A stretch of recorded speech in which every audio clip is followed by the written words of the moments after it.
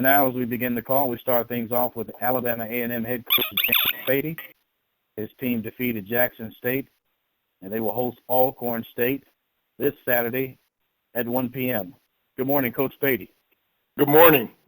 Thanks for joining us, Coach. If you could revisit your victory over Jackson State and preview your crucial match over Alcorn State at home this weekend.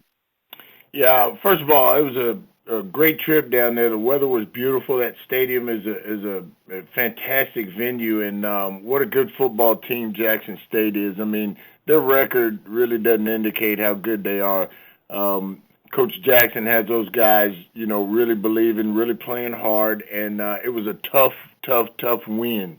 Our guys showed a lot of resilience, showed a lot of character. They did some things that we've asked them to do in trying to turn the corner for a young football team. That's really important, and we were able to come up with the victory, and that feels really good, and I'm proud of this football team, proud of those young men. We got a tough one this week, maybe the most important game of the season, and that might be somewhat of an understatement, but against probably the best team in our conference, there's no doubt about that. We've got to play Alcorn. The beautiful thing is we get to play them here at Louis Crews Stadium in front of our fans, and hopefully that'll give us a bit of an energy charge. It's going to be a big game, and I'm really excited about it, and we're going to get our football team prepared. This will probably be, one of those knockdown, drag-out deals. At least I hope it is. And, we got to get prepared to play a really good football team. All right, the floor is now open for Alabama A&M head coach James Spady. Please remember to use the command *6 to unmute your phone. Hello, Coach Spady. Good morning. How you doing? Good morning. This is Charles Edmond calling from WPRL.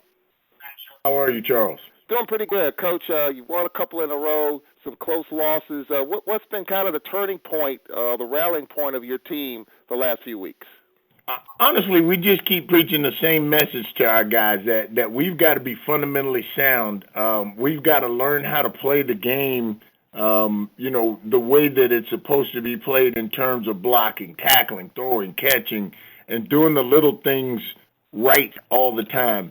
We've preached that from the very beginning. Our football team, I'm not sure they've always believed it. And so the turning point is that maybe they're starting to come to fruition. Maybe they're starting to believe it and trying to put things together. We're maybe a few steps behind in some cases and a few steps ahead in some other cases, but we've got to be able to put together the entire package, and hopefully that's the message that they're getting.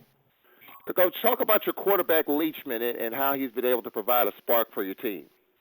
Well, I tell you what, by the way, I'm very proud of Chris Leachman. He's done a fantastic job, and in relief of Jamison Lee.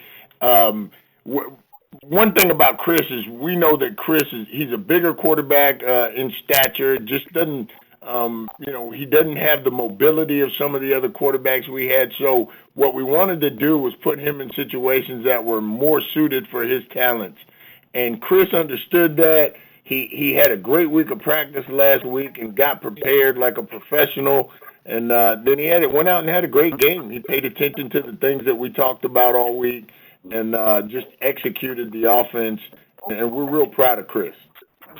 Coach, when you look at Alcorn, a team that can run the football and do some different things, just talk about their team in totality, offense and defense. Wow, I tell you what, that is a really good football team, and Coach Hopson has those guys really believing and really understanding what's important in terms of how to play football. They do everything right. I haven't seen anything that they do that's not good. They're good on special teams, they're good on offense, and they have a solid defensive scheme with some really good players.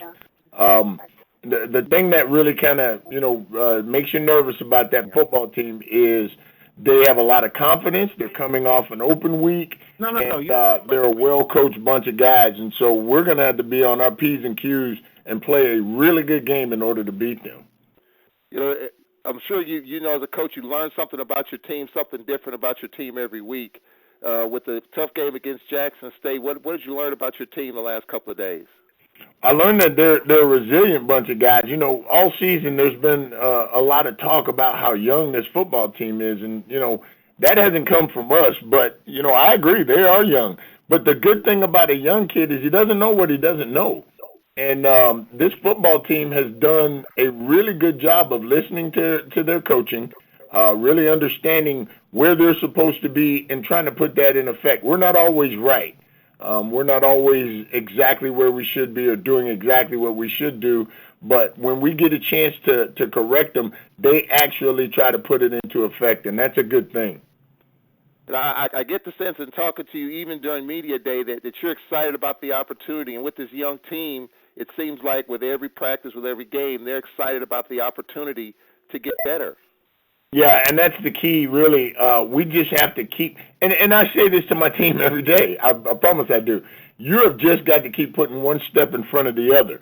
If you stop or go backwards, that's when people gain on you. So just keep putting one step in front of the other, and let's try and get better tomorrow than we were today.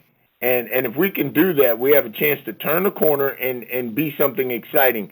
I said it from the very beginning, Huntsville, Alabama, and Alabama A&M is a place that has a lot to sell. This is a great place to coach football. It's a great place to live, great place to go to college, beautiful campus. I mean, there's nothing here that you don't want. And so the fact that our guys are here and have a chance to grow, the whole environment is a growth environment. It allows you an opportunity to be something special. And that's the one thing about this place that really is exciting. Coach Odums with the Clarion Ledger. I wanted to ask you, what was it like when you were trying to defend Daniel Williams of Jackson State, their wide receiver? Did you have a game plan around him, or was he one of the bigger threats for you guys? Our game plan had to do with the totality of their football team. We didn't single out one individual. The guy that scared me more than anything was a quarterback. He has the ability to spin the football. He can run. I understand he might have had some back problems during the game, but he was more of a and I don't want to say he was more of a threat because they had threats all over the field. But he was a guy that really, if you're going to prepare for someone, you'd want to prepare for that guy. And to be honest with you, we just went in with our game plan, knowing that we had to do some things to, force them to get the ball out of their hands quickly and fit gaps so that we could stop the run. Those were that's what you go into most game plans with. But I don't think we were in the mindset that we had to stop one particular individual. Mm-hmm. Jamison Lee, what's his status? Jamison Lee is day-to-day. He did not play against Jackson. His knee injury was fresh, and he's going to be day-to-day. He's going to see the doctor tomorrow morning, and we're going to know a lot more about him after he comes back from his doctor's appointment. Okay. And I don't know if I heard this correctly in the beginning of the teleconference, but they said the winner of this game is going to clinch the East. Was that correct? That's what they said. I didn't say that. Someone else said that. But I got to tell you this: that's pretty exciting. Mm-hmm. Awesome.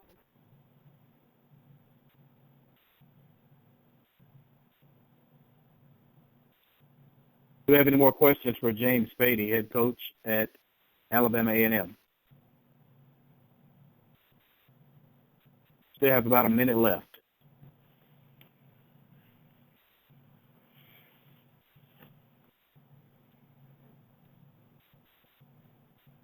Coach, thank you very much for your time. We appreciate you joining us, and we look forward to talking with you next Monday. Thank you. Thanks a lot. That's James Spady, head coach at Alabama A&M. Again, his team will host Alcorn State, and the kickoff is set for 1 p.m.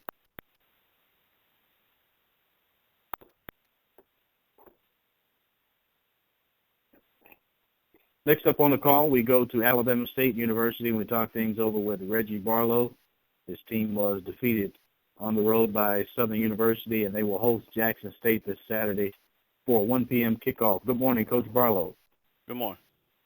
Thanks for joining us, Coach. If you could revisit your game with Southern and preview Jackson State coming to town in Montgomery this week. Yes, sir. We went to went to Southern, like you mentioned, and it's always a fun place to play. Their fans really, they always had great fan support, and it was a good game. I thought our guys came out and was played the game the right way. They were excited about the opportunity to be playing on the road, and we did some good things, but obviously not enough to win. We just got to continue to get better. I still really believe and love our team. We got a good group of guys that play the game the right way, and obviously it's not fun when you're not winning, but our guys are still committed and still working hard, and I'm proud of them for that. We played Jackson State this weekend, another solid team. Of course, they got new coaches there and new schemes and stuff, so we're studying up on them and trying to get a good game plan that our guys can go out and execute. All right, the floor is now open for Alabama State head coach Reggie Barlow. Speaking.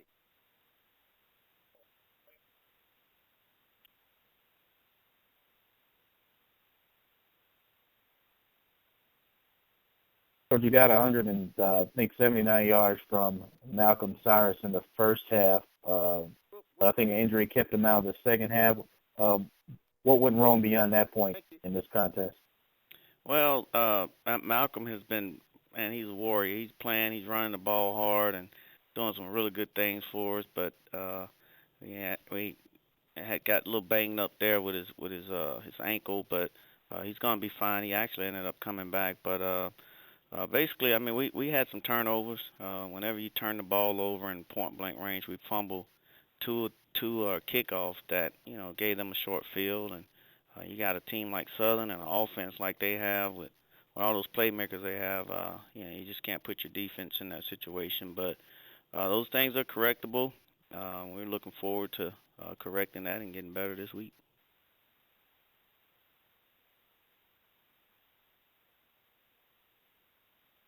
How good is the quarterback Austin Howard for Southern, the newcomer there, quarterback? Yeah, I really like him. I'm not sure if he's a true freshman or a redshirt freshman, but he managed the game well, and he can throw it, and he stood in the pocket and took some shots and really put the ball there on the line, and he can make all the throws, and he's athletic enough that he can run, and just a solid guy. And if he's a true freshman, then he's a really, really good one. But a redshirt freshman, he's a solid football player, and I think the future is bright for them. They'll have a quarterback for a long time there. We're still taking questions for Reggie Barlow, head coach at Alabama State. Please remember to use the command *6 to unmute your phone.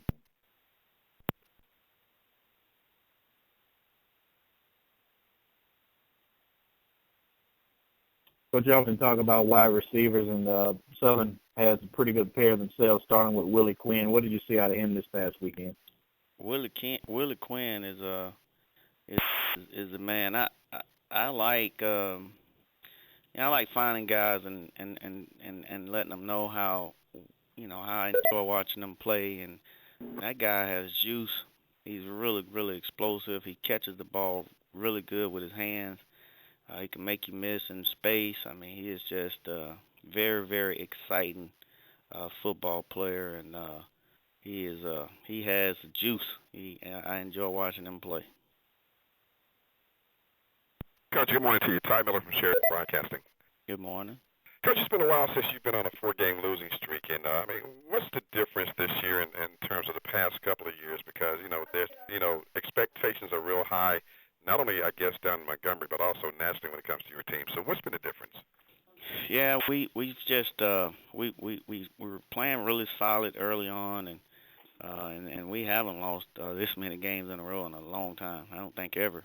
Maybe back in my first year or so. But we, as opposed to being a good team and finding ways to win, we're finding ways to lose, and obviously the other teams we're playing against have something to do with that. But we're just a team that's kind of bruised up. Like I said, turnovers, and we've had some turnovers at the worst times. And but it is what it is. I think you get what you deserve in this game, and but I am encouraged. We do have good group of guys that continue to come to work, and you look in these guys' eyes, they're hurt, because of where we are right now, but they still are encouraged and they still love playing football. But it's really tied just come down to we just haven't been able to make the plays, and of course I got to do a better job of just getting them where we can allow them to make plays, and that's something that we just have to do. And Coach, you mentioned that you may not have had a losing streak this long before, but you've certainly been in a situation where you're coming down the stretch here, and you may not have had the season you wanted to, but you've always found a way to turn things around, in the upcoming season. So what is the learning tool here for yourself in terms of been down this road before? Well, we just got to stay the course. It's a season of ups and downs always, and you just have to continue to make adjustments. And for me, I have to be more creative in a lot of things that we do, especially once you hit a bump in the road, whether it's scheduling, whether it's changing the practice schedule, maybe adjusting some things that we're doing from an offensive defensive standpoint. So those things are definitely things that I've jotted down and learning experiences for me as a head coach, and and as we finish up this season, we've adjusted some things to try to just continue to create that excitement that we are able to play football, and we are encouraged about finishing strong. The season not over for us. We still have 3 games, and we want to finish up the right way. Thank you, Coach. Coach, when Malcolm got hurt on the first play of the second half, I think everybody was at the game knew he was the best player on the field. How much did that hurt the offense, not having him for practically the whole second half? Well, he's our guy. Malcolm is our guy, and at some point, I mean, he's been running it and being fresh for us the entire season, and we were very thin at the running back position right now, and just not having him out there makes a difference. Whether we're going to run it or we're going to do play action with him, just having a guy that really been 70% of your offense or so not out there is a huge loss to us. But he found a way there in the fourth quarter or so to come back out there. It just shows what type of kid he is, and but it definitely hurts us when he's not on the field for several reasons.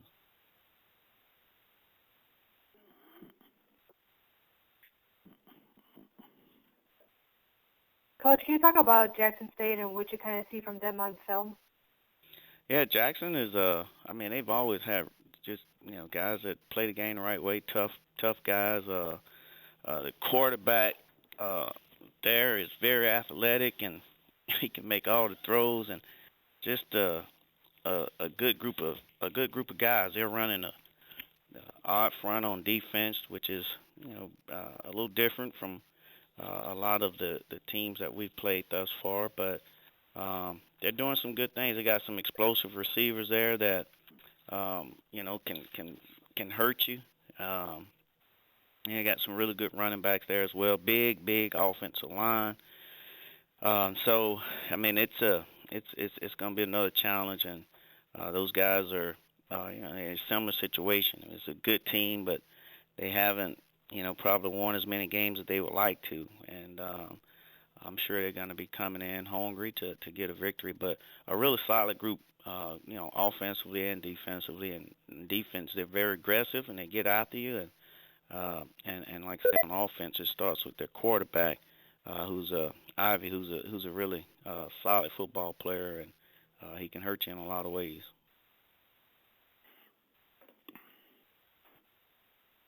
Coach, how refreshing is it to finally get back to home after being on the road for basically a month? Yeah, it seemed like we've been gone forever, and it's always refreshing and fun to come home and play in front of your own crowd and in our new stadium. Our guys are always excited about that. So it'll be a really good atmosphere. Our fans have, they've missed us. They've hadn't been able to see us as much, so I'm sure they'll be excited to have us back, and we're looking forward to playing there on Saturday.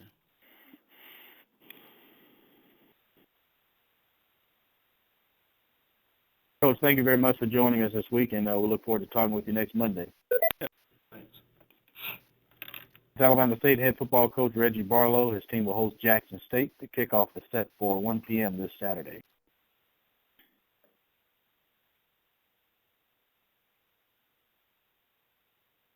Next up, we go to Jackson State University, and we talk things over with head coach Harold Jackson. His team fell to Alabama A&M last Saturday. This Saturday, they are in Montgomery to play Alabama State, and the kickoff is set for 1 p.m. Good morning, Coach Jackson. Good morning. How you doing? Good, Coach. Thanks for joining us. If you could revisit the game with Alabama A&M and preview Alabama State this Saturday. Well, I'll tell you what. Alabama A&M came in here, and they're a good football team. The thing that we looked at, they had some big guys up front, and that's the thing that we've been missing: some big guys up front on offense and defensive line. Our guys, they came, they hung in there, but I tell you what, we just didn't hang in there enough with those big guys that Alabama A&M have. Like I tell the guys every week, everybody going to bring their A game in here to play Jackson State, so you better have your A game together also. We, the guys on offense, they had a goal, of getting about 500 total yards on offense, and they came up about 97 yards away from that goal, So, and the thing that we got to do, we got to work on our third down situation, and our third down situation it's been a headache with us for the last couple of weeks. We was 3 of 13, and we got to do something with that. Our quarterback, he hung in there, and I tell you what, I have to take my hat off to him because he was having some back spasm, but he didn't want to leave the field. He threw the ball for about 53 times, about 36 completion, and had 2 touchdowns. But the thing that he had about 5 sacks, and that's the thing that really killed us there. We got to get our rushing game going. Got to pick up that thing. We was 18 or 24, and we definitely got to get that done. We had some pretty good individual stats. Danny Williams had about 7 catches for about 108 yards and 1 touchdown, and Mo had about 5 for 80 yards and a touchdown. We're getting ready to go to Alabama State. I tell you what, Alabama State is a good football team, very good football team. They having some problems right now. They coming off the road, but I tell you what, when they play at home, they play their best A game. Like I said, what we got to do, we got to also find a way to win ball game instead of find a way to lose. And if we can do that, and I got to try to tell the guys, they just got to stay focused. They got to stay focused, and let's go out and execute the thing that we can execute and thing that we can get done. Like I said, getting ready to play a football team, start off the season. They was very good. I think Coach Barlow have done a fine job over there with that football team. So we got to be ready to get our A game together, go there and play a good football team in order to try to get back on this winning track, because this has been really disheartening for the whole football team and also the whole Jackson State University. So we just got to get this thing rolling and doing the right thing. The floor is now open for Harold Jackson, head coach at Jackson State University.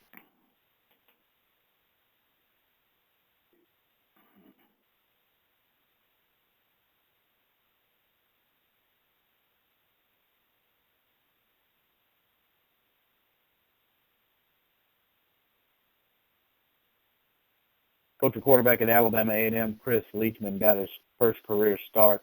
Talk about his play and how much it affected you guys defensively. Well, I tell you what, it affected us quite a bit, because like I said, I think we were prepared for one guy, and I guess the guy that really played probably was better than the guy that was starting, because like I said, he done one fine job for them, and the thing that we got to do, we got to start executing and go out and do what the coaches tell them to do, because like I said, we always seem like we find a way to lose instead of find a way to win, because we be right there, and it always something pops up, something happen, just like last week. We're down on the 5-yard line, fumble the ball, and, every time you get down in the red zone and you don't go and capitalize on those plays, those things hurt, because it's hard to get into the end zone, especially once you get into the red zone. It's tough to get in the end zone. Field shrink on you. You don't have, don't have enough space down there, and so it's a little tough once you get in there. You got to get the ball into the end zone as much as possible.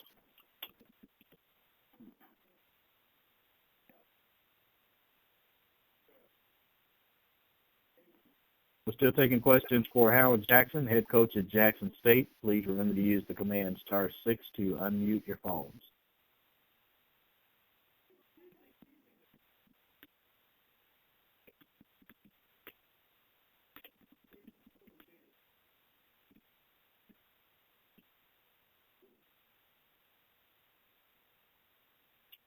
But you were talking about getting your running game back and trying to establish a run. Is Rakeem Sims done for the season? Yes, he had surgery about 4 or 5 weeks ago, and so he's out for the season. So he was trying to see if he could get a year back, but I don't think he'd be able to. But when we lost him, we lost one of our better running backs. And so he was a big part of this offense, and that kind of threw us behind a little bit by losing him. And we're just trying to get some of these young guys that we had playing behind him running, doing the right thing. So what we got to do is really make sure get our offensive line together so we can make sure we can open up the holes, open up the gaps for these guys.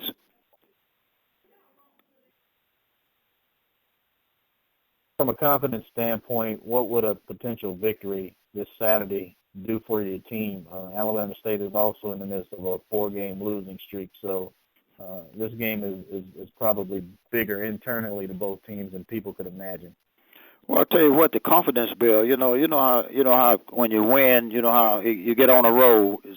Win is almost like losing. You get in that losing mode. It's almost like a habit for them. It'll be a great confidence build for this football team because I don't think this team ever been in a 4-game losing streak like this before. So we just got to, like I said, instead of find a way to lose, we just got to start trying to find a way to get over the hump and find a way to, get a victory here because, like I said, we need it. We need it bad as I don't know what, because I think it'll really be a great confidence build with these young men here because they don't want to lose. They hate to lose. And, and like I was talking to him the other day, all we got to do is get a win, and I guarantee you it's almost like cancer. It'll spread. How you doing, Coach? This is Mike Prince with the Open Mic Broadcast Network. Hey, Mike, how you doing? I'm doing fine. Now, I couldn't help but hear, and I'm asking for clarity, so maybe you could help me with get my understanding. You said it's kind of is it safe to assume that it's hard to get guys to buy into the philosophy that you bring to the table? You said some guys are kind of doing what they want to do instead of doing what the coaches are suggesting to do. Is that part of what you're struggling with right now? No, I don't think I really said that. I think the guys are buying in what's going on. It's just, when you got a new system, it takes a little bit longer to get it picked up, and I think these guys are doing a great job for his, like I said, we always try to get them to get a lot of film work, a lot of film study on what we're doing. If we go to practice, like I tell them, you don't need the coaches to sit there and go over this film work with you all the time. You should be able to go, as a group or whatever, and get it done together. But they work really good, really hard together, trying to get this offense down to the point where we can go out and execute it. And that's the thing that we always talk about. We just got to go out and execute a little bit more, a little bit better than what we're doing. Well, I noticed that a couple of weeks ago you said that you had to go back and readjust some things and reevaluate or simplify some things. Has that been part of the process as well?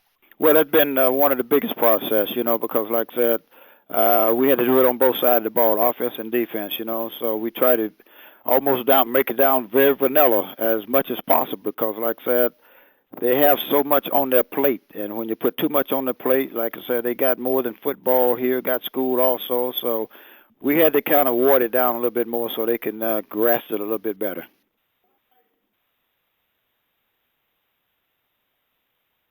Do we have any more questions for Jackson State head coach Harold Jackson? Hey, Coach, I don't know if I saw this right, but Jarius Moore didn't play at all in the game on Saturday. Who was that? Jarius Moore. No, he didn't play Saturday. I think he had some bumps and bruises there, so we kind of held him out. Okay, thank you. Mm-hmm.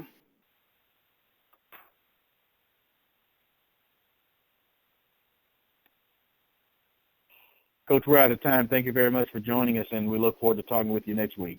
Thank you. That's Harold Jackson, head coach of Jackson State. His team this week will travel to Alabama State, and the kickoff is set for 1 p.m.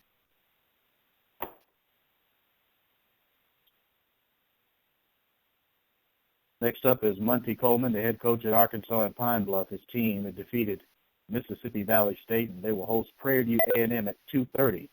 Good morning, Coach Coleman. Good morning.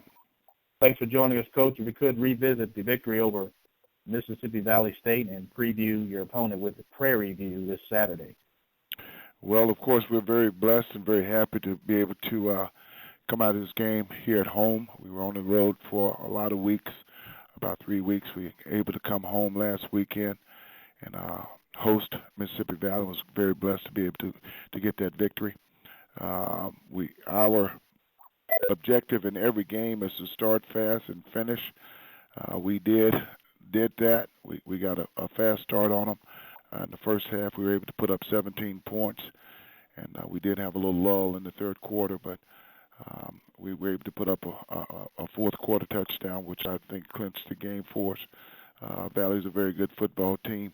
Of course, we know of Coach Comegy and his coaching abilities, now how well a coach he is. So we were very fortunate to come out of there. We had some guys who played well for us again this week. Ben Anderson led us, stayed within the concept of the offensive strategy, and led us to a victory. Brian Hanley, our running back, had another big day. He netted 160 yards on 18 carries. But Willie Young had another big day also. He had 10 catches for 175 yards. He was able to get into the end zone 3 times. So that was pretty much a tale of the tape. We were able to force some turnovers, which we hadn't done in past games. And even though we did put the ball on the ground some, we were able to win the giveaway takeaway. So very good football team that we played against, and we were very fortunate and very blessed to be able to walk out of there with that one. Got a big challenge this weekend against Prairie View. They're coming here. This is our homecoming. They played well last year. Of course, we're going against the quarterback who was named preseason All-SWAC first team, and he's got some great running backs behind him, and Herbert and Lockett that's doing a great job running the football for them. But it's going to be tough to keep Mr. Lovelock in pocket, and hopefully we can do everything we can do to win another football game, especially on our homecoming. The floor is now open for Monte Coleman, head coach at Arkansas Pine Bluff. Coach, I see. How you doing? Good, I see. So Willie Young gets the Player of the Week honor, deservedly so. He's been improving the last few games, but I don't want to say lost in all that, but Brian Hanley, his second straight 150-plus yard game. What has led to the improvement of those two guys? You know what I see is just a want-to, I think, right now for these guys. You've heard me talk about the one-on-one meetings that I had with these guys and just challenging them individually to come on and step up and do what they need to do. And I think both of these guys have sunk in that one-on-one meeting, and they're playing well. Both are coming off of 2 weeks in a row, over 100 yards each. Hanley had 150-something against who do we play? This week you played Texas Southern, yeah. And then he came back this week with 160 yards. So, that's what we need. We pride ourselves on trying to run the football first, and as long as he keeps doing that, it's going to be pretty good. We finished up today with 211 total rushing yards, which is a good day for us running the football. Right. You talked about Jerry Lovelock, and, after the game we talked about how you said, just the defense is coming together. You and DeMarcus Berry had said that, and didn't really give any X's and O's as to, how the defense has made improvement, because you made quite the improvement from allowing 580-something yards to Texas Southern to Holden Valley, if you want to say holding them to 411 yards. But certainly you have to do something different against a team like Jerry Lovelock in Prairie View. I mean, I guess without giving out too many X's and O's, what do you do differently against it's not anything that we got to do different, I see. It's basically coming out with the right attitude and the same concept that we've had from every game is to start fast on offense, defense, and on special teams. But it's got to be that we start real fast this week on defense. Mr. Lovelocky is very talented. He's got good running backs, good receivers. He's a big quarterback. He can see over. They pride themselves on being pretty much balanced as far as running the football and throwing the football. And they're very talented in all of those areas. So it's not going to be anything that we do different. We just got to step up to the plate and set the intensity and have them try to match our intensity. Gotcha.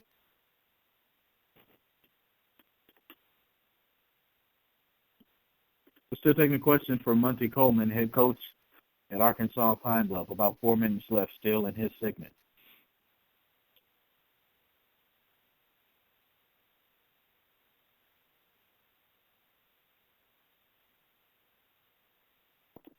Steady performance coach again once again from Benjamin Anderson. Talk about his play this past weekend.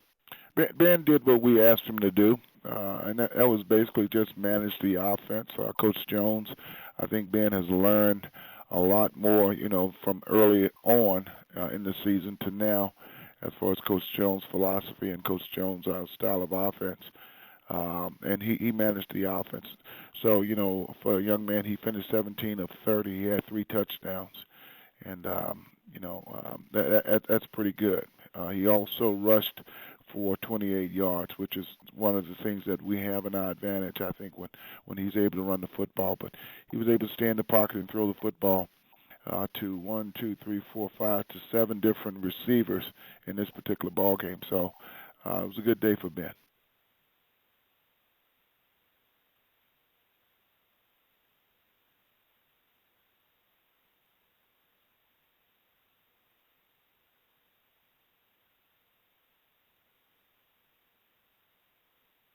Still taking questions for Monte Coleman, Arkansas Pine Bluff.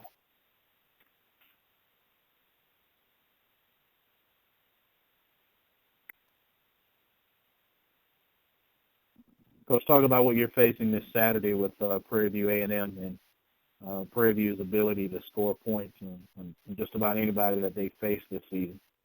And that's going to be the key to the football game. We've got to limit them in their productivity. Production as far as their points. Lovelocky is a very good quarterback, got 2 great running backs, fairly balanced team, very disciplined team. Coach Northern's got them playing well, and it's going to be a tough one, especially at homecoming. The thing that we've got to do is, like I said earlier, hopefully set the stage and have them to match our intensity, opposed to us trying to catch up. Because we don't play catch up very well. We've got to start fast, and we've got to make sure that we're playing for all 60 minutes. Those are 2 running backs in this league that average over 100 yards per game. One is at Alabama State with Cyrus, and the other one you'll face with Jonte Hebert. Talk about his ability at running back for Prairie View.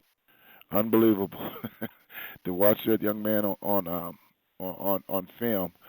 He's amazing. He's not a big back. He's only about 5'8", but he's very elusive. He runs the ball extremely hard. You can run him on the outside because he has the speed, or you can also run him on the inside between the tackles when they do the zone runs. So Mr. Hebert is going to be one that we've got to key on and hopefully be able to try to shut him down. When I played against Barry Sanders, our philosophy was, he's going to get his 100 yards, let him get 100 yards, but don't let him beat us. And that's pretty much going to be the philosophy with this young man. If he gets 100 yards, just make sure it's in a losing effort. So we've got to play good defense all the way around the board. Do we have any more questions for Monte Coleman, head coach at Arkansas Pine Bluff? Coach, thank you very much for your time. We look forward to speaking with you on next Monday. I'll speak to you again. Thank you very much. Thanks a lot. That's Monte Coleman, head coach at Arkansas Pine Bluff. His team will host Prairie View A&M. It's homecoming for them. The kickoff is set for 2:30.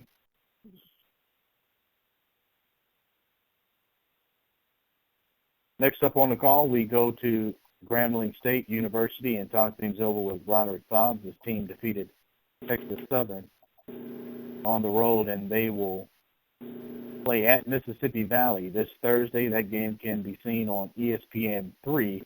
The kickoff is set for 6:30. Good morning, Coach Fobbs. Good morning. Thanks for joining us, Coach. We could talk about your victory over at Texas Southern in Houston and preview your Thursday night game, quick turnaround with Mississippi Valley. Well, I tell you, it was good for our team to get back on the field. We were excited about only having a week off to really take care of some bumps and some bruises, but also to really get back on the field and really, play competitively.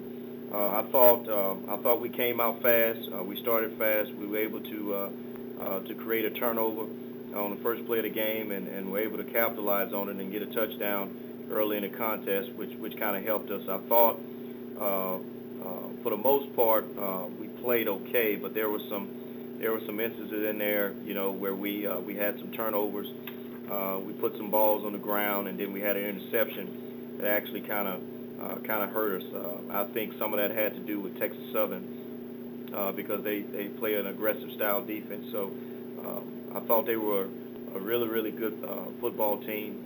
I just thought that, we were able to make some plays, and some guys were in position to do some things successfully. I think when you look at the scope of the stats, it was good to see, over 8 different players having an opportunity to carry the football. We were able to get 11 guys touches as far as receiving the football. We were able to block a punt, which actually helped us flip the field one time. And then we were able to get our backup quarterback in and get him some plays and get him some throws, which actually helped us to really just continue to create depth. On the defensive side of the ball, 25 different players made plays or had tackles. So we were excited about that because we firmly believe when you have that many guys on your roster, making plays for you, it makes all the other things go a lot better when it comes to practice the game and all other aspects of the game. We're going down to Mississippi Valley on Wednesday. We'll play them on Thursday. 2-7 ball club, but their record does not indicate the type of ball club they are. Coach Comegy is a heck of a football coach. He's well known in this conference. I have a lot of respect, a great deal of respect actually for him, and really we look forward to getting down there, on Thursday and competing against him. The floor is now open for Broadrick Fobbs, head coach at Grambling State.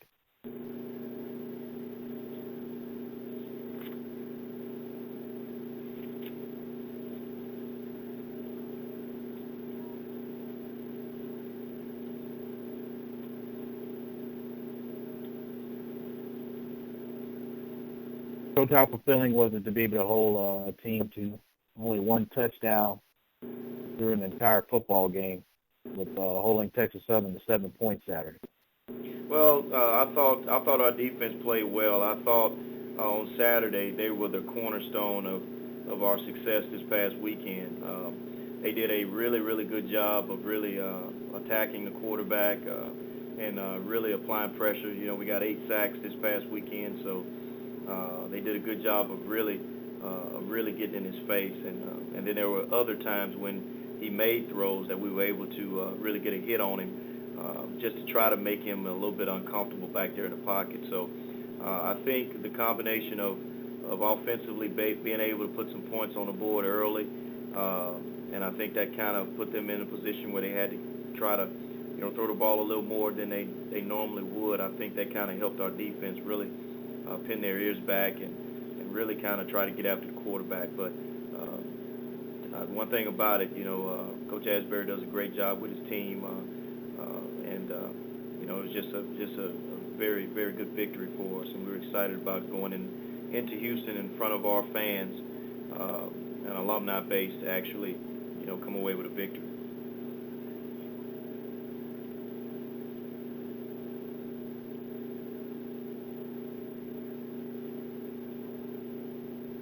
Coach, you were able to win 35-7 despite turning the ball over 3 times.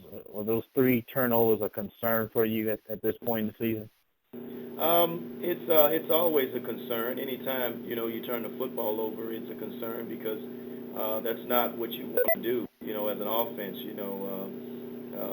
But maybe 1 or 2 of those turnovers, 2 of them actually had a lot to do with with them. I thought their safety made a heck of a play on the interception. He did a good job of really baiting us into a throw and really made a play on the ball effectively. And then the other one of the fumbles, I tell you, their kid did a really good job of really striking our kid and really jarring the ball loose. So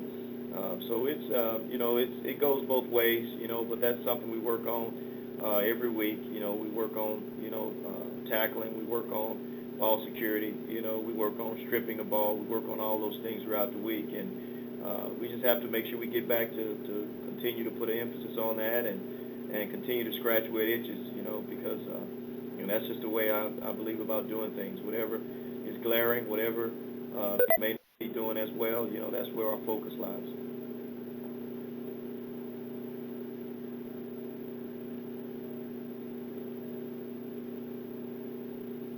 Still talking things over with Broadrick Fobbs, head coach at Grambling State. Please remember to use the command *6 to unmute your phone for questions.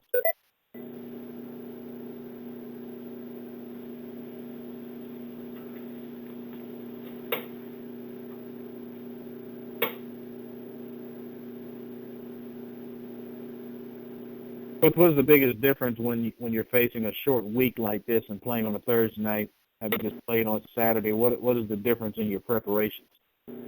Well, I think it for us, I think it's a good thing because we had a week off and we didn't feel as a football team, we played our best game. So we're somewhat anxious to really get back out there and really get to work and really get into play. I think it takes a day of preparation away from you, but it's something that's always happened. It's always been done, and one thing about it, no one has an advantage. We're both playing on Thursday, and we're looking forward to getting over there. So to hear the cliche, one game at a time, and in this instance, you're looking at your 7-0 in the conference, perfectly undefeated record in conference play, and after Saturday you'll have 2 remaining games. What is the biggest challenge, if there is one, trying to keep the players focused on that phrase, one game at a time at this point? Well, that's been our phrase from January, so that's the mindset. I'm really not concerned about, our guys looking ahead, and, you can't look ahead. Every opponent you face is a worthy opponent, and they're a good football team and well coached in this league. And so you can't look ahead, and the way we go about our business here, even from January, our focus was beating January, in our workouts, having more good days than bad days, and then the same thing for February, March, April, and May. And now that we're in a season, that focus with an opponent.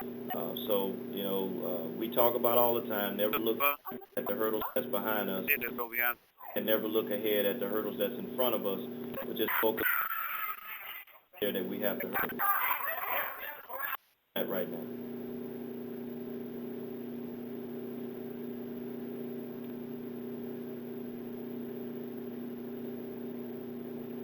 You're facing a receiver Thursday that's about 120 yards from having 1,000 on the season, and Julian Stafford. What have you seen out of him so far, Coach, in the season in Mississippi Valley? Say it again. You're facing a receiver this Thursday in Julian Stafford that's about 120 from having 1,000 yards on the season. Talk about the kind of season he's had and your plans to try to, contain him at wideout. Well, I tell you, watching him on film is definitely a pleasure.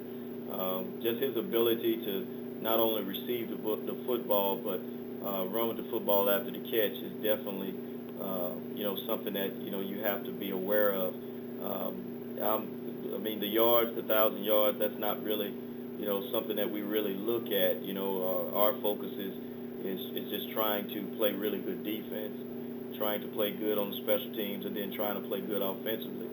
But he is very dangerous, and anytime you have a guy that has the ability to run really good routes, catch the football, and then run with the football after the catch, it definitely, poses a situation for you. So it's a good situation for our kids, because it allows us to put ourselves in position to see how good we actually are.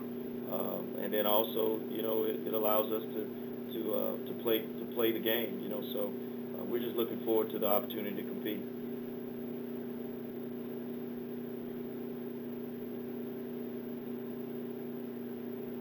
Coach, thank you very much for joining us this week. We look forward to talking with you on next Monday. Thank you. That's Broadrick Fobbs, head coach at Grambling State. His team faces Mississippi Valley State this Thursday on ESPN3. Kickoff is set for 6:30.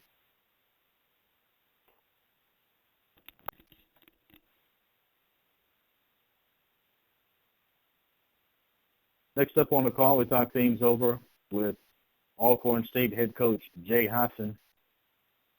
This team had a bye week in Week 10, and they will play at Alabama A&M this Saturday at 1 p.m. Good morning, Coach Hopson. How are you? Good morning. Thanks for joining us, Coach. You going to revisit what you guys worked on in your bye week and preview your clash with Alabama A&M this Saturday? Well, we got back to some fundamental work, which is always good, and just, of course, we had to prepare some for upcoming opponent, Alabama A&M. But it was a good week. Hopefully we were a little bit banged up, so hopefully we'll have some guys full speed ready to go today. Floor is open now for Alcorn State head football coach Jay Hopson.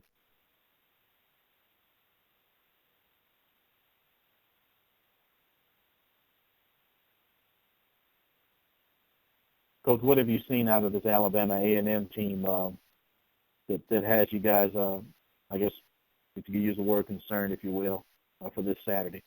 Well, I mean, they've got a good football team, and the biggest thing is we have the utmost respect for them. They actually last year beat us 19-18, so that we know they're a good football team, and we know we have to be ready to play. I know oftentimes you hear coaches say we don't look back at last year, but that game prevented you guys from winning the division. So for returnees, how much are they looking forward to Saturday? Well, I think each year is a different year, but it's that really will have nothing to do with this football game. You know what I'm saying? At the end of the day, we got a new team, and they have a new team, and it's going to come down to what we do on Saturday the 8th. But it is. They have our respect for sure, because we know that they came into our place last year and did a great job and beat us. So it's definitely a team that we respect. We're talking things over with Alcorn State head coach Jay Hopson. Please remember to use the command *6 to unmute your phone for questions.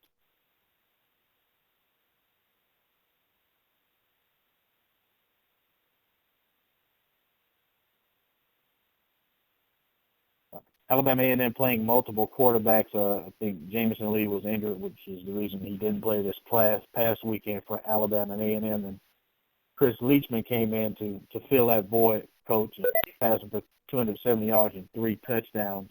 Talk about the play that he had last week and your expectations for him. He did a great job. He did a great job running their offense.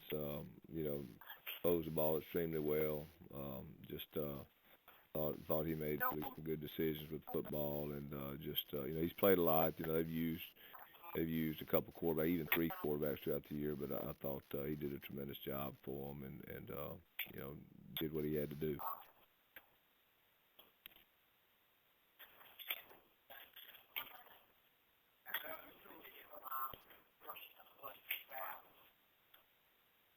Do you have any more questions for Alcorn State head coach Jay Hopson?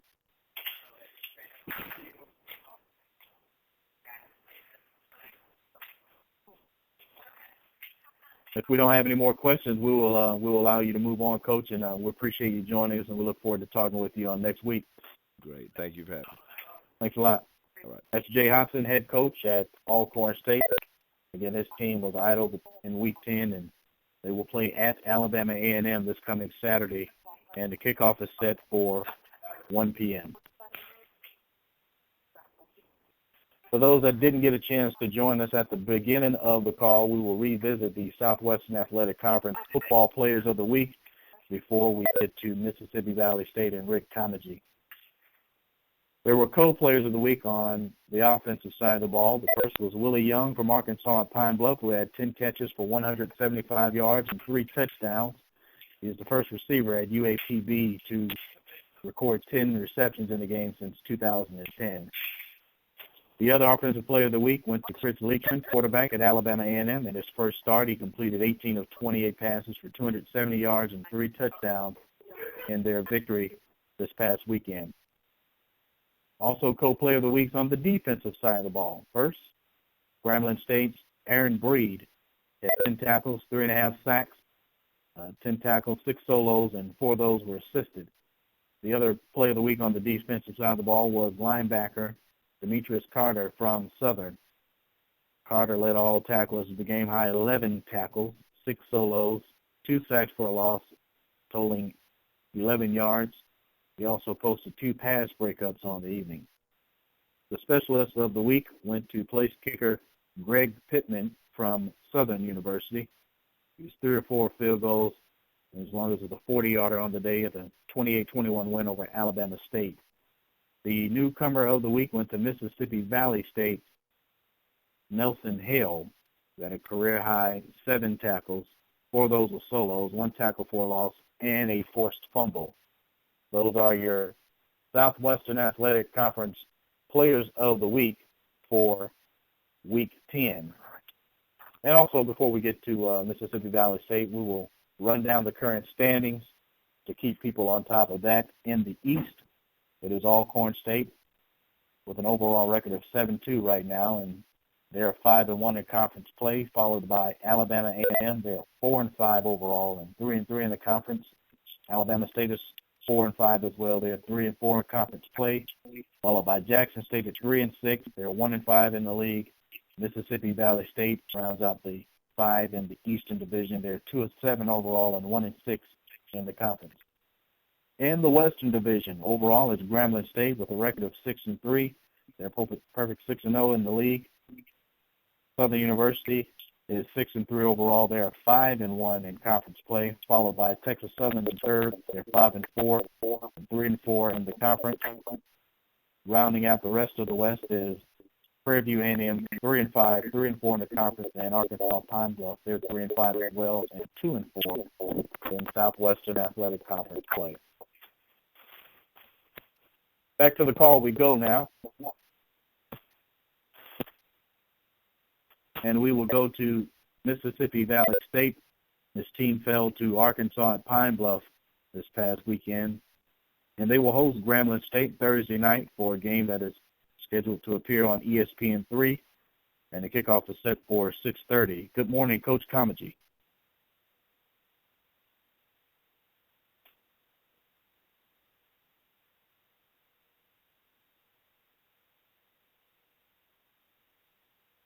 Okay, we will await the arrival of Rick Comegy for Mississippi Valley State. We are a couple of minutes ahead of time. So we'll give you a couple of news and notes just in case you missed those as well. As the end of the regular season approaches here, please note the Eastern Division champion will be determined this Saturday. The winner of the Alcorn State-Alabama A&M game in Huntsville will clinch the division in the East. The kickoff is set for Saturday at 1 p.m. And, of course, that winner will face the Western Division champion December 6th at 3 p.m. for the 2014 Toyota SWAC Football Championship.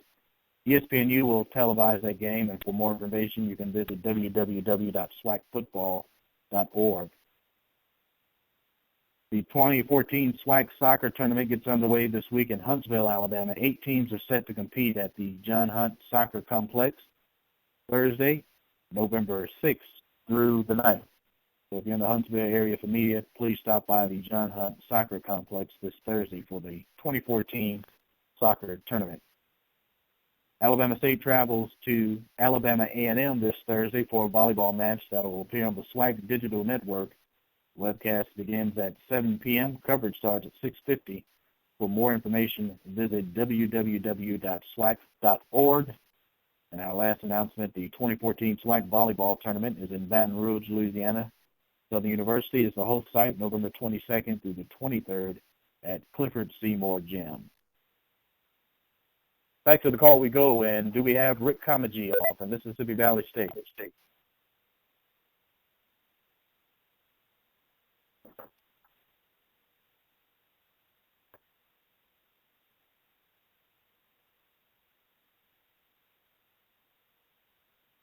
We're still waiting the arrival for Rick Comegy of Mississippi Valley State.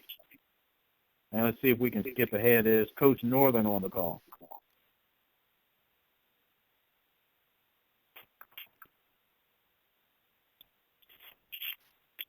All right, we ask that you please stand by while we await the arrival of Rick Comegy. Hello? Yes, hello? Yeah, this is Coach Northern. Okay, Coach Northern, thank you for joining us. We will move ahead until we can track down Rick Comegy. Thanks for joining us. Coach, if you could, this past week you guys had a bye week, and you will play at Arkansas Pine Bluff for a 2:30 kickoff. So revisit what happened during your bye week and preview Pine Bluff, if you will. Well, basically what we did, we practiced a couple of days last week, the original off week that we had scheduled, and we tried to get some guys healed up, and that's a big part of that, having that off week. We tried to make sure we developed some depth, letting our younger guys get some extra reps. We changed up the way we practice a little bit.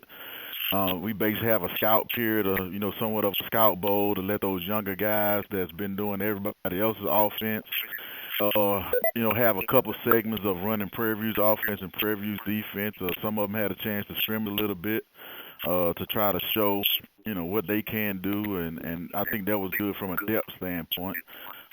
Other than that, the coaches went out recruiting Thursday, Friday, and Saturday, and we had that luxury of being in Texas where they play games on all those nights, and we tried to hit as many of those games as possible. Some coaches get to 3 and 4 games a day. We got back in yesterday. We had our APR day, long study hall, and now we, getting ready to resume our practices for Pine Bluff. We, got a long road trip going against a much improving team, and we're gonna have to go ready to play. The floor is now open for Heishma Northern head coach at Prairie View A&M.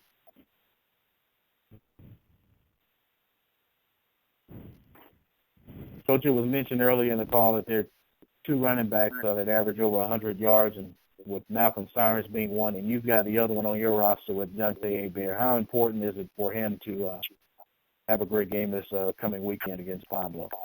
Well, it's important because I think it makes you multi-dimensional, and you can't sit on one phase of our offense.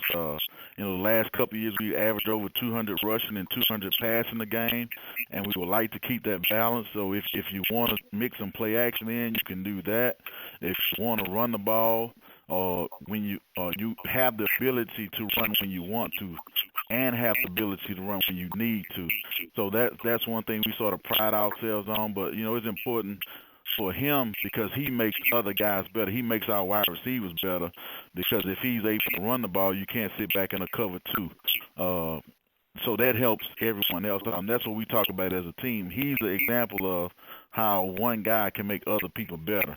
And, it has a trickle-down effect to the other guys on the offense. But, we know it's not going to be an easy thing for him to do. But at the end of the day, it's a hard decision for a defensive coordinator to make. Do you stop Dante Hebert, or do you try to load the box up and try to, take your chance with Jared Lovelock having a bad day? And that's one of the things that makes us so hard to defend. Coach Lionel Franklin, show. Are you looking at this game as being a shootout, or are you going to do something a little differently defensively to try to hamper the Zephyrs? Man, to be honest with you, I don't go into it looking at it. I know both teams have good running backs and good quarterbacks, which can lead to a shootout. But I also know too that both teams are led by defensive coaches that we still want to take pride in the fact that you can go out there and stop anyone. So a lot of times you think you're going to have a shootout and you end up with a 14-17 game or 21-24 game. And other times when you think you're going to have a defensive struggle, you end up with a 49-42 game. So you never know what you're going to get. I don't know what the weather's going to be like. I know here We may not be able to practice a couple of days this week, so you never know what we're going to get when we show up on Saturday. But I would like to think, we're not going to make excuses, and we're going to prepare ourselves for any type of game, whether it's a grounded-out game or one of those games where it looks like it's a pass-skillet tournament. Hey, Coach, I see Morrell at the Pine Bluff commercial. Of course, we talked during the SWAC Media Day and, how there's a lot of comparison between Jerry Lovelock and Ben Anderson. Since Saturday's game, looking forward to this game. Have you seen any excitement in Jerry Lovelock's eyes about being able to match up with Ben Anderson again? Well, to be honest with you, no, I have not. I left Thursday on a recruiting trip, and I got back in late yesterday, and all we had was study hall, so I hadn't had a chance to sit down with Jerry to talk about this week's game plan yet. But I know he will be excited. But the thing is, I tell him we can't get caught up in a personal battle because it's not, unfortunately, that's the way fans look at it in the media. They'll look at it like Coach Coleman and I are going out there playing against each other, or Jerry and Ben are going out there playing one-on-one basketball. But it's a team game, and I always tell them if we're down, it's no 14-point plays. Stay within the game plan and make the plays and make your teammates better. So I don't think it'll be a personal challenge between him. I think Jerry is a young man that he wants to win first and foremost. Even when he did not start a game this season, he was right there on the sideline encouraging the other quarterbacks that were playing. So, he's all about winning first. I think that's going to be first and foremost in his mind, and that's first and foremost in the team's mind. Has he been hurt this year? He has, yes, but that's not the reason why he did not start. I should say that. Okay, gotcha.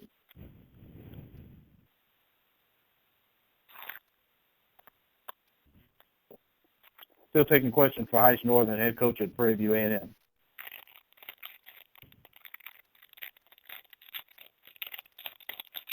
But we realize it's not a matchup of Heishma Northern versus Monte Coleman. But having said that, what do you get every time you face a Monte Coleman coached team, if you will? Well, you know what? For as much as they throw the ball around, it's still a tough football team to play against. You know that he is going to do the best of his ability to get the guys to play that he wants them to play, regardless of, when they had the APR issues or the eligibility issues. You still try to go out there as a coach and put the best product you can with what you have. So I know that he's going to do the best with their ability, best within his ability, and his coaches are going to do the same thing. So it's not going to be a gimme. We at Prairie View right now, we can't afford to, look down our nose at people with the way that, sometimes we play inconsistent football.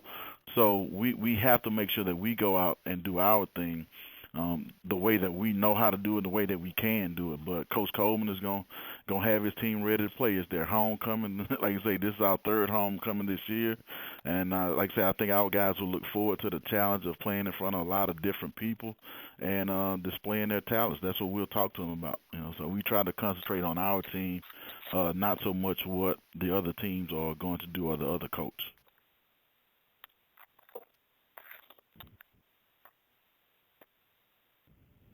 We have one last question for Heishma Northern at Prairie View A&M.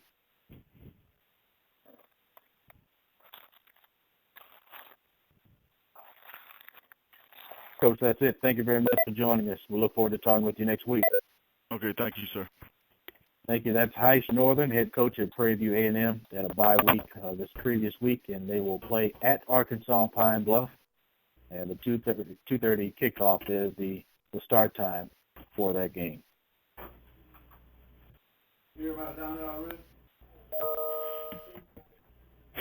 Next up on the call, Rick Comegy, Mississippi Valley State. His team fell to Arkansas Pine Bluff, and they will host Grambling State this Thursday night, 6:30 on ESPN3. Good morning, Coach Comegy. Yes, good morning. How are you? Good, Coach. Thanks for joining us. If you could review the game against Arkansas Pine Bluff and preview your Thursday night game at home on ESPN3. Okay, well, we went down, we watching the film, it wasn't as bad as I thought it, was.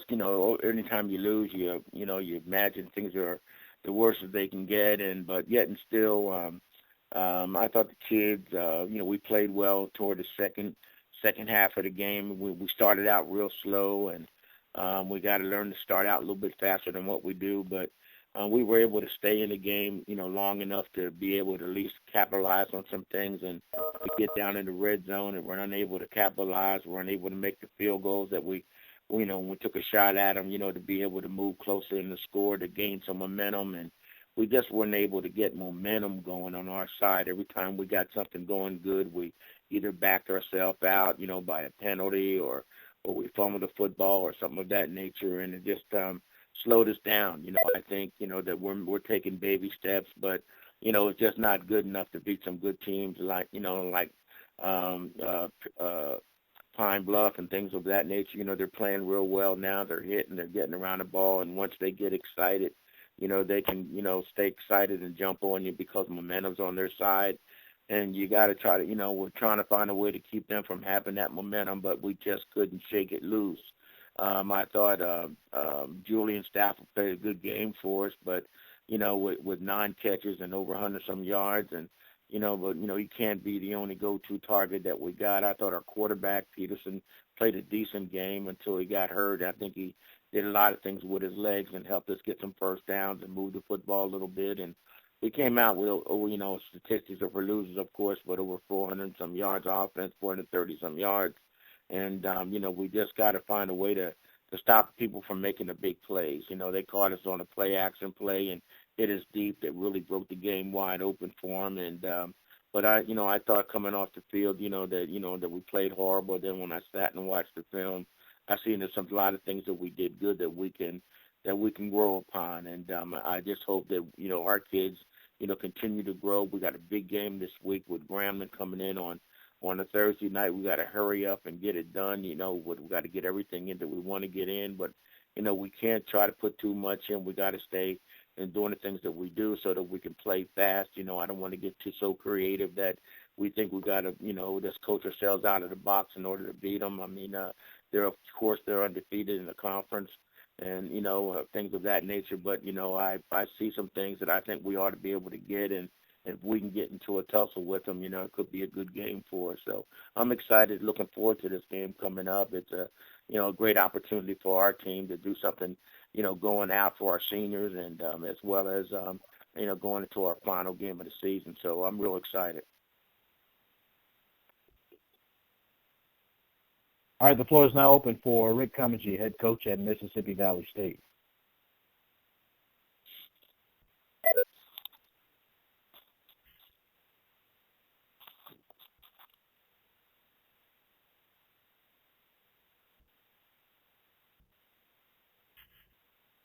Coach, you've coached against this kid, and now you're coaching him, if you will, and Julian Stafford, who's had a terrific season so far. He's near 1,000 yards. He had 174 this past weekend. Talk about his play so far, Coach. Well, he's outstanding. He's a playmaker, and we try to get the ball in his hands as much as we can.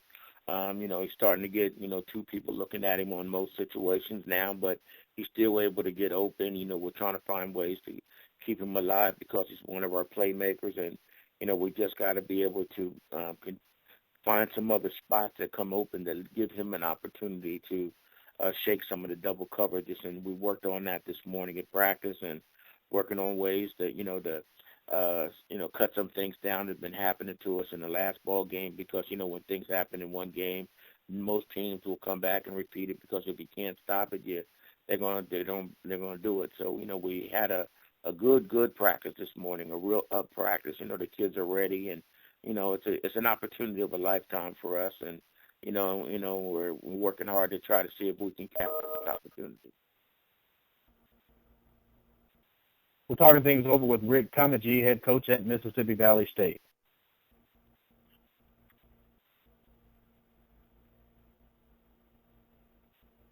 Another guy you've seen coach for a while now, your years in this league, Benjamin Anderson. Talk about what you're facing with him. Anonymous survey. Ben Anderson, an extremely good quarterback. I mean, He's one of the best I've seen. There's a lot of good quarterbacks in this conference. I'm just totally impressed with the quarterbacks that I've seen this year. I mean, quite a few schools got some guys that stand up in there and can take off and run. But the thing about it, I see, they can read coverages. They know where to drop the ball off. They're taught and coached very, very well in this conference. And Anderson's one of the best I've seen. He stands up in there. He can dart it. He can do what he wants with it. And he knows exactly what's going on that field at all times. He knows where to put it, know where to place it, know where to check to. And, he's doing a tremendous job. And I know they're very fortunate to have a quarterback like him.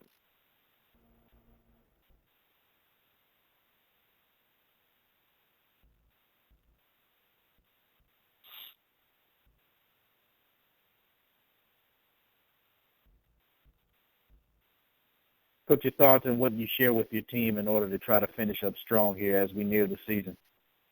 Well, opportunities don't come often. Opportunities come, around. You get a chance to play on TV, and you got an opportunity to really show what you can really do. We made some mistakes and on the way, and we've given some games away and allowed teams to hand a team a stick to beat us with, and we got to be able to, come out there and play in. And one or two games left to be able to play that perfect game. Special teams, offense, defense. To put it together. This one thing we ever put it together here. We could be a competitor, but right now we haven't been able to put it together. We're taking turns making mistakes. Young guys are making those young mistakes, and once we turn that corner, I believe that we can have a makings of a good program. But right now we're just giving some things away and allowing people to hit up inside every now and then on a run game where it shouldn't happen, when it should be closed and things of that nature. And, I just think that, I like to see them go out the way they practice. And if they can do that, we'll be in the game. We'll be in the game. I didn't think, we given up a team that was scoring 40 points, the week before, and, we didn't give up that many points from a defensive standpoint of view. So, we're coming along. It's not as fast as I would like, but we're coming along.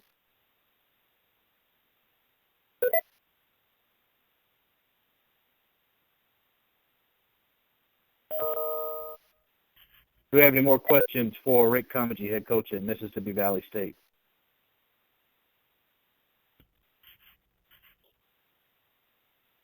Coach, thank you very much for joining us, and we look forward to talking with you next week. Thank you very much. Thank you. Thanks a lot. That's Rick Comegy. His team, again, they fell to Arkansas Pine Bluff this past weekend, and on Thursday night they will host Grambling State in Edabita, Mississippi, and that game can be seen on ESPN3. Kickoff is set for 6:30. You can also visit our website, www.swac.org, and look for the ESPN3 tab to view that broadcast this Thursday.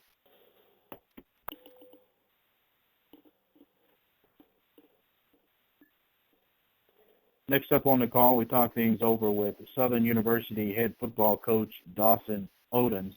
His team defeated Alabama State at home, and they will host Texas Southern this Saturday at 6 p.m. Good morning, Coach Odums. Good morning. How y'all doing?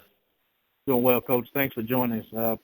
You could recap your victory over Alabama State and preview Texas Southern coming to town this Saturday.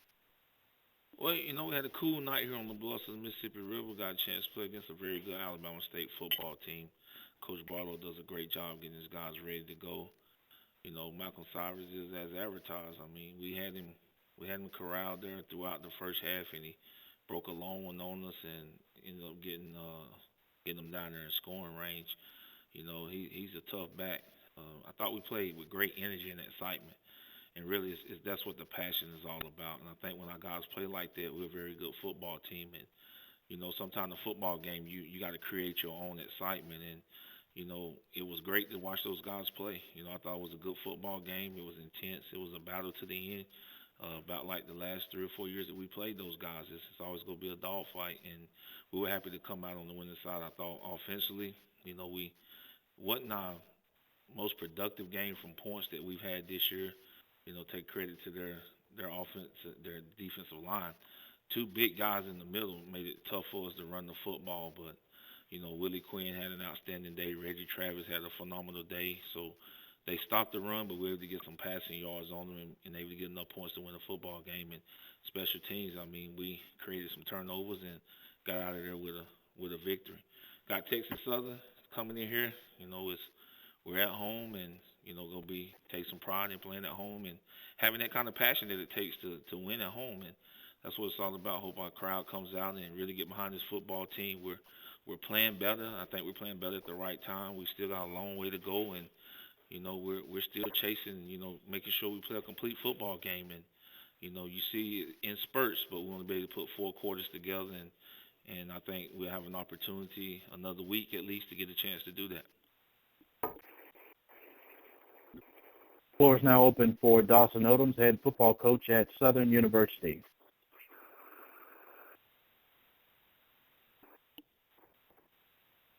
Coach Lionel Franklin here, Jaguar Show. How much did the cold weather affect your explosiveness this past Saturday?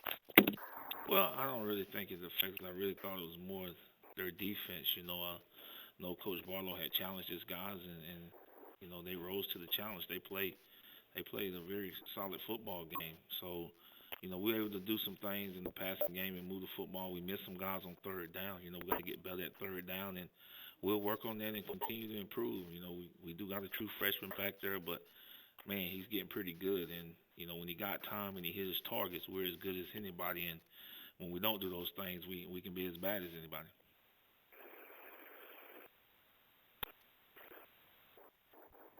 Hey, Coach, it's Les East. Greg Pittman was named SWAC Specialist of the Week. You talked about his struggles with the field at Jackson. He's also had some other ups and downs during the year. Just talk about him responding in a game where you really had to have those field goals that he made. He's healthy. He missed some games early in the season due to knee injury, but he's back healthy, and he's as good as advertised. He can kick the ball, does a great job of executing our PATs and field goals. We needed him Saturday. We think our special teams contributed to 11 points, and you win the game by 7. And we're starting to put it together. We're trying to figure this thing out. We got guys going down the stretch that's learning to play with each other, but Pittman, we're great to have him. He kicked some game winners for us a year ago. You can see that confidence, and I just look for him to continue to take steps as we go down the stretch. Coach, tell me how proud you are of Demetrius Carter. He's a walk-on. Guy walked onto our football team and does exceptionally well in the classroom. He gives us everything you can ask for on the field. He's the heart and soul. He's going to fly around and make plays. And on defense, that's what you ask guys to do. They're not going to always go through the right gap. They're going to always take the right drop. But as long as you play hard, you can make something happen. And he's one of those guys, man. He plays extremely hard and has a motor. And, I'm proud to be his coach.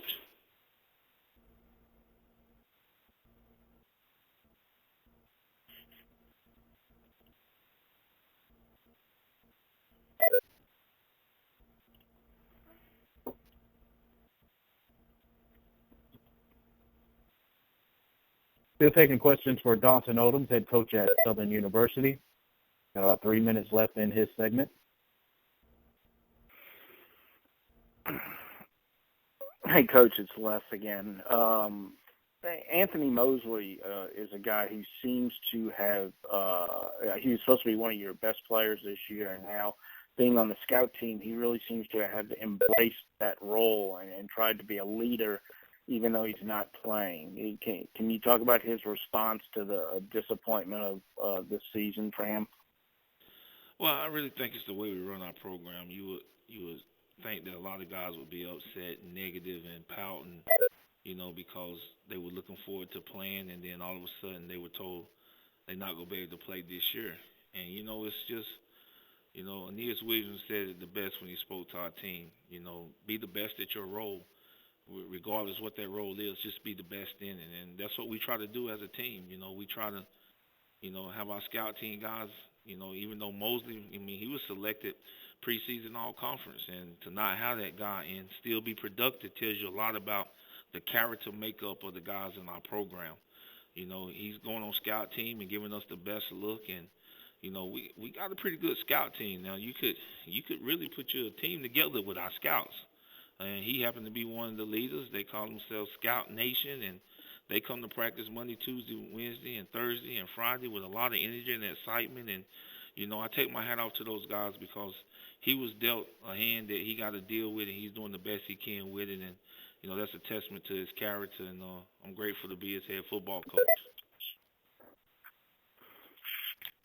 Coach, it's Chris Jones. How you doing? Doing great, Chris. How you doing, man? I'm doing all right. Talk about J.J. Walker being a part of this team and getting the opportunity to lead them out on Saturday. I know we acknowledge breast cancer awareness, but he's a young man who's fighting cancer. And just talk about what influence he's had on your team. Well, I mean, we took him in the spring, man. Just wanted him to still to be a part, man. We get tied up sometimes in our day-to-day activities. And, you know, we sometimes, you know, lose sight of, you know, really what this thing is all about. And, you know, it's about affecting young men's lives. And I really think that we're putting a smile on his face, but he's really challenging our hearts to be the best people that we can be every day. I mean, you got a guy that, you know, he don't know the minute nor the hour, but the smile says that I'm having fun today because y'all allow me to be a part of something that I would have never had a chance to be a part of. I think it's inspiration and it's motivation for our guys to see that he's still here and he's able to go through the season with us, and we're able to embrace him as a Jaguar and as part of this football team. Brian McCain took him on as a team brother. You know, that's who most of the contact goes through, and he keep us updated. And anytime he want to come around, whatever we got, he has it, and we want him to be a part of it because we understand life gives you struggles, but it's really all about how you handle them. And it dictates the person you become. And also, Coach, tell us about what did you see from your offense in terms of its maturation process that they were able to, you know, take what Alabama State gave them in terms of Alabama State handling the running game, but you guys were able to convert through the air. Well, I think you got a team that understands. You know, we have enough players on this football team that have played in the past that understand how to win football games. And it's not going to always go your way. But one thing the opponent cannot control is the will of your heart. And you have to have that sometimes in games. Sometimes you just have to will yourself to victory. And I thought our guys did that on Saturday. We didn't have the output that we are used to having offensively from a rushing and passing attack. But Willie Quinn stepped up and made some plays. Reggie Travis stepped up and made some plays. Waddell had a catch. Justin Morgan made some plays. So guys stepped up when we needed them to step up, and we got out of here with a victory. Thank you.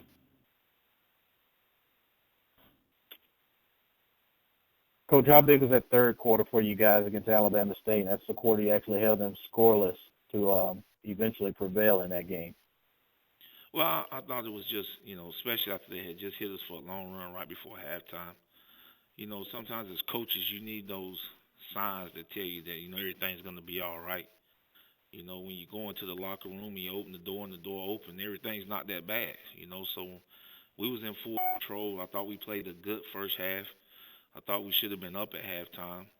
But when you come in and you see your guys and they in there talking about, hey, man, we got second half. There's no rewards for the first half. We got to go out and we got to get ourselves ready to go and play a football game and compete in the second half and find a way to win it. It just goes to show you that they're growing up and they're coming together and they're doing it at the right time. And, you know, to hold that team scoreless in the third quarter, that was tough because they have one of the better football players in our conference in Malcolm Cyrus that he can go the distance from anywhere on the field. So with him getting banged up, I think he left the game in the third quarter. It allowed us to make some more plays and continue to do what we need to do to keep them out of the end zone.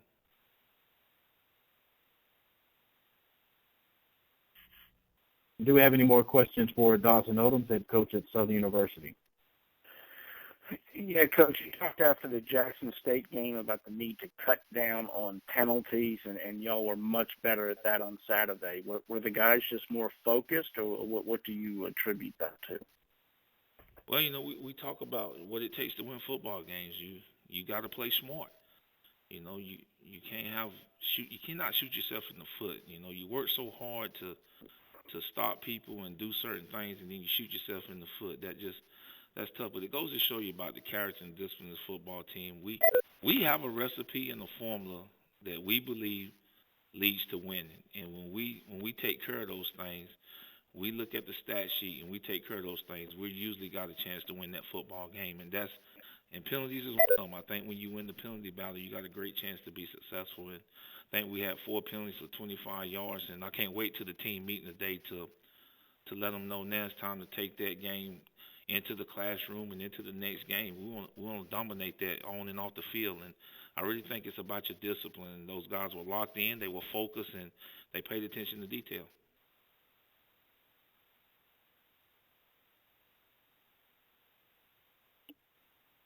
Coach, we're out of time. Thank you very much for joining us, and we look forward to talking with you next week.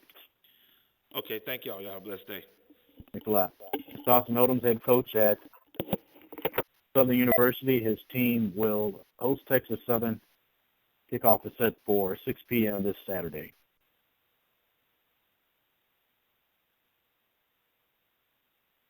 Next up on the call, we talk things over with Darrell Asbury. His team was defeated at home by Grambling, and they will face Southern University in Baton Rouge, 6 p.m. kickoff this coming Saturday. Good morning, Coach Asbury. Good morning. Thanks for joining us, Coach. If you could recap the game with Grambling and preview Southern this coming Saturday. Well, I thought we jumped into a game with Grambling that I thought early on, Grambling came out and they took care of the business.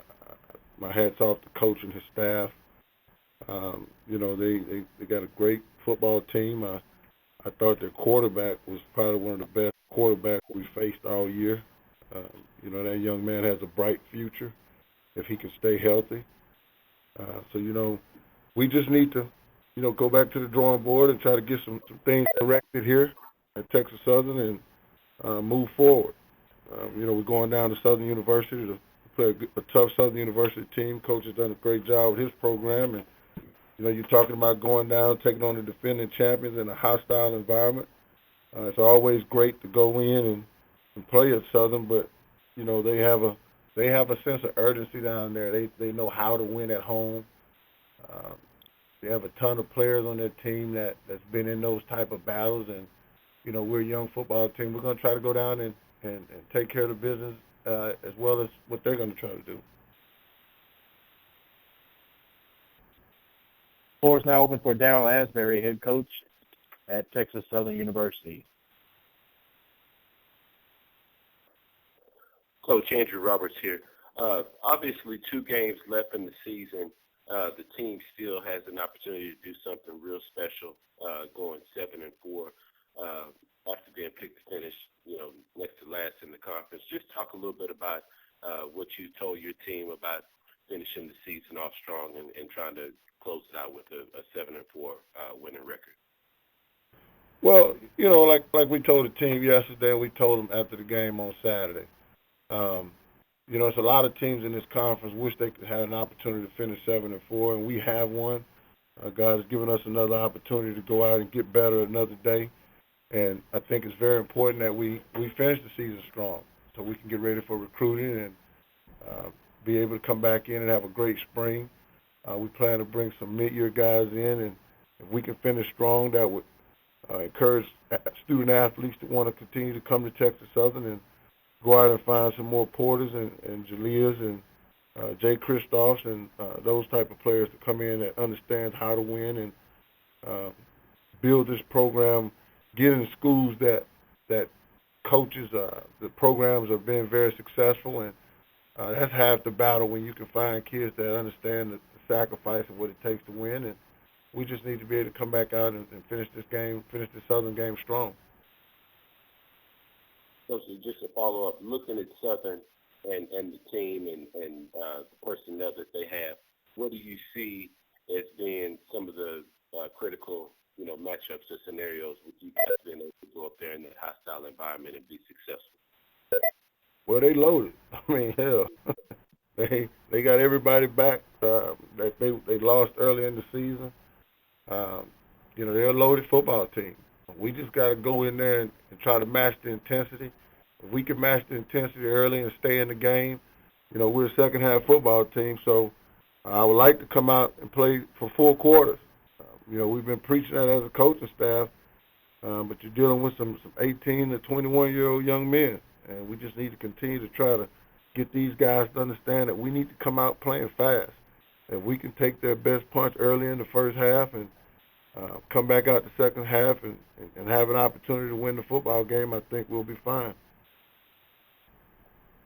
Thanks, Coach. Do we have any more questions for Darrell Asbury, head coach of Texas Southern? Yeah, Coach, this is Les East with the Advocate in Baton Rouge. I saw you played 3 quarterbacks last week. Is that something you plan to continue this week, or might you settle on fewer than 3? No, we're going to start either Jay Kristoff or Jamal Smalls. One of those young men will start. That wasn't the plan, but we are going to start either Jay Kristoff or Jamal Smalls. Is Causey available? Yes, he is available. Okay. And one other thing, Davion Porter, is he going to be back this week? Yes, he will be back. Okay. Thank you. You're welcome. Any more questions for Darrell Asbury, head coach of Texas Southern? Coach, thank you very much for your time. We appreciate you joining us this week. Thank you. That's Darrell Asbury, head football coach at Texas Southern. And again, his team will play at Southern University this coming Saturday, where the kickoff is set for 6 p.m. This concludes our weekly football coaches